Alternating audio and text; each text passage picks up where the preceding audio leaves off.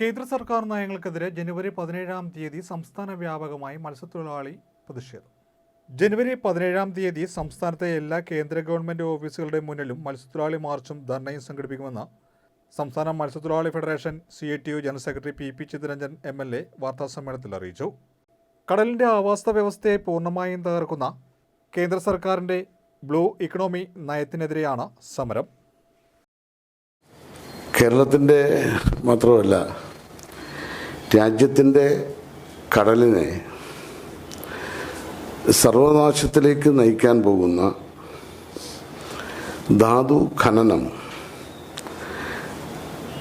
അതിൻ്റെ നടപടികളുമായി മുന്നോട്ട് പോകാൻ കേന്ദ്ര ഗവൺമെൻറ് ഇപ്പോൾ തീരുമാനിച്ച് അതിൻ്റെ അടിസ്ഥാനത്തിൽ 11-ാം തീയതി കൊച്ചിയിൽ വെച്ച് കേന്ദ്ര ഗവൺമെൻറ് ഇതിനാവശ്യമായ കാര്യങ്ങൾ നടപ്പിലാക്കുന്നതിന് വേണ്ടി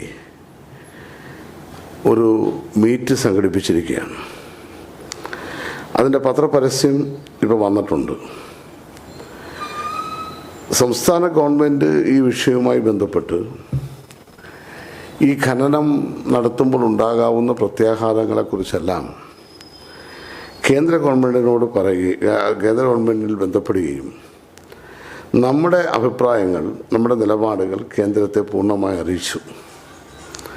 പക്ഷേ അതൊന്നും ചെവിക്കൊള്ളാതെയാണ് സംസ്ഥാന ഗവൺമെൻറ്റിനെ പോലും അറിയിക്കാതെ ജനുവരി മാസം 11-ാം തീയതി ഗാസെബോ ഹോട്ടൽ റെനൈ കൊച്ചി അവിടെ വെച്ചിട്ടാണ് ഈ ഇൻട്രസ്റ്റ് ക്ഷണിക്കുന്നതിന് വേണ്ടിയുള്ള ഈ മൈനിങ് ആൻഡ് ഡിഗൈനിങ്ങുമായി ബന്ധപ്പെട്ടുകൊണ്ടുള്ള കമ്പനികളുടെ മീറ്റിംഗ് വിളിച്ചിട്ടുള്ളത്. ഈ മീറ്റിങ്ങിൽ താല്പര്യമുള്ളവർക്കെല്ലാം പങ്കെടുക്കുവാൻ വേണ്ടി പറഞ്ഞിട്ടുണ്ട്. ഇന്ത്യ ഗവൺമെൻറ്റിൻ്റെ പരസ്യം മാത്രമാണ്, മിനിസ്ട്രി ഓഫ് മൈൻസിൻ്റെ പരസ്യം മാത്രമാണ് നമ്മുടെ ശ്രദ്ധയപ്പെടുന്നത്.